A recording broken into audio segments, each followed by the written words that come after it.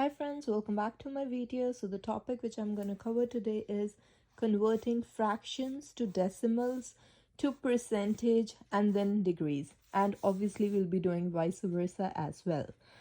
Okay, so first we'll start with the fractions having tens or hundreds in the denominator. So as you all know, let's say if my fraction is 7 out of 10.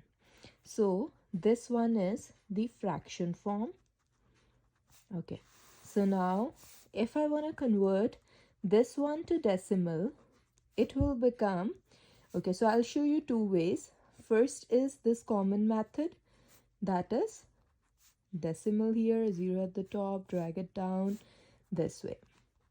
Got it? So this is 0.7, or what you really do is when you have tens and hundreds in the denominator, you just see that if there's no decimal, that means decimal is over here. So you just move it to the left. How many times? The number of zeros that you have. So here I have 1 0, so I'll move the decimal ones towards left.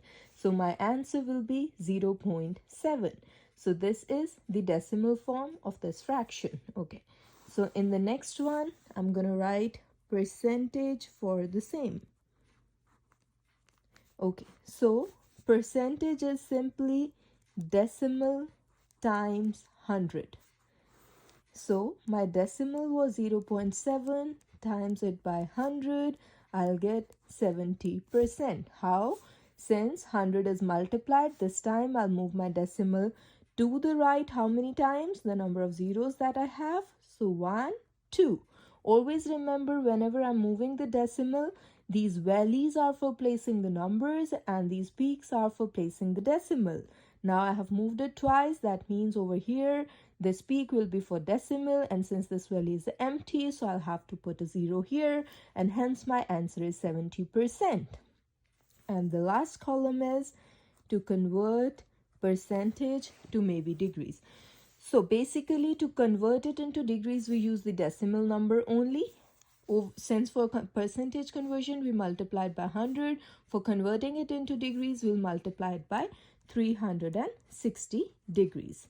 Okay, so your answer will be 252. So this is how you can convert it into degrees. Okay, so now let's try vice versa as well. Let's say I am giving you 180 degrees, and now you have to convert it into percentage and hence decimal and or maybe fraction. So whenever you have to convert a degree to a percentage, you have to divide it by, over there we multiplied by 360, over here we will divide it by 360. Now when we will divide it, we will get it as 1 out of 2 and hence 0.5. So now this is the decimal form. Again, from decimal to percentage, how do? We multiply it by 100, so 50%. So 180 degree is 50% of 360 degrees. This is how you can go from fraction to degrees and degrees to decimal or fraction or whatever thing you want.